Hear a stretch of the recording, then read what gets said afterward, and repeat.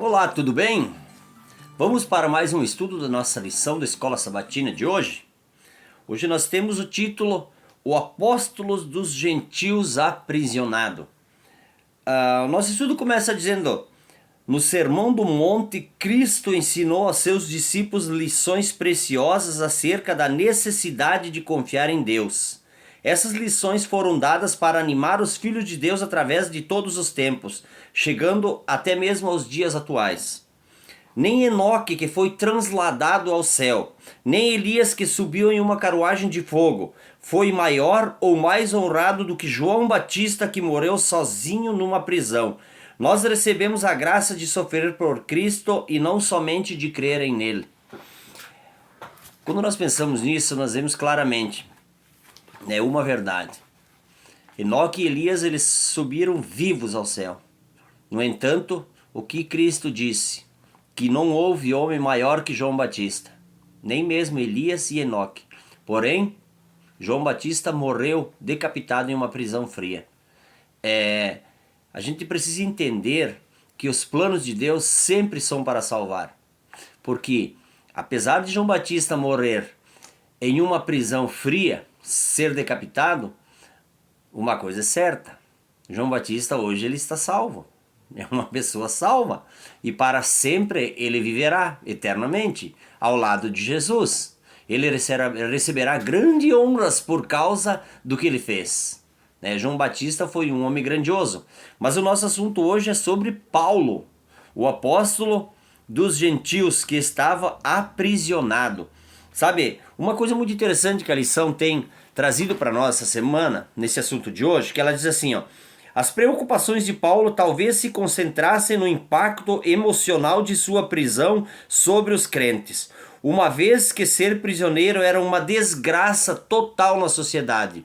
E muitos crentes da época, que eram pessoas que Paulo havia convertido, já estavam pensando: como? Se Paulo é um servo de Deus, um apóstolo, pode viver aprisionado? De que maneira? Como é que ele pode estar sempre na prisão se ele é um servo de Deus? E então Paulo escreveu em Efésios 3:1, ele se identificou como prisioneiro de Cristo. Olha que coisa interessante, na sua preocupação. E aí ele botou assim, sua maneira de dizer que, embora residisse em cativeiro e aparentemente estivesse sob a autoridade do Império de Roma, havia um propósito muito mais profundo e divino se desenrolando em sua vida. Ele não era prisioneiro de Roma, mas era prisioneiro de Cristo. Sabe, Paulo chegou a dizer: não sou mais eu que vivo, mas Cristo vive em mim. Essa é uma verdade que Paulo revelou, E ele não se importava se estava preso numa prisão de Roma. Para ele isso não significava nada. O que ele se importava? É estar ligado a Cristo, é que Cristo fosse primeiro em todas as coisas em sua vida. Esse é o grande segredo de Paulo. Aqui diz assim, ele é o próprio exemplo dos que são salvos em Jesus. As pessoas que são salvas em Jesus, você e eu, se colocam à disposição que Cristo seja primeiro em sua vida. Olha, Jesus, todas as coisas na minha vida o Senhor tem que ser o primeiro. Em todos os sentidos. Aí sim, quando temos uma vida totalmente entregue a Cristo, temos muito mais condições de sermos salvos, porque Cristo é o Salvador.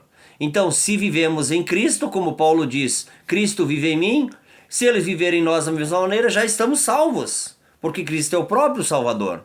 Então é importante a gente sempre se lembrar dos conselhos que Cristo nos deu, dos exemplos que temos na Bíblia, exemplos como de Paulo, que mesmo em prisão, ainda ele muito preocupado com o povo, ele disse: olha, não se preocupem com a minha prisão.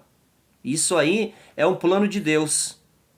Não me importo com isso. O que me importa é que vocês continuem seguindo a Cristo como Salvador. E isso estendeu para todas aquelas pessoas e também se estende para nós hoje. Devemos estar cientes de seguir a Cristo, nosso Salvador. Vamos orar? Querido Deus, obrigado, Senhor, pelo seu sacrifício. Obrigado por Cristo Jesus Redentor, nosso Salvador, Senhor. Pedimos que Cristo, Senhor, tenha misericórdia, perdoe nossos pecados, Senhor, purifique nossa vida. E acima de tudo, Senhor, nos leve para o céu para que sejamos salvos em Cristo. Pedimos em nome de Jesus. Amém.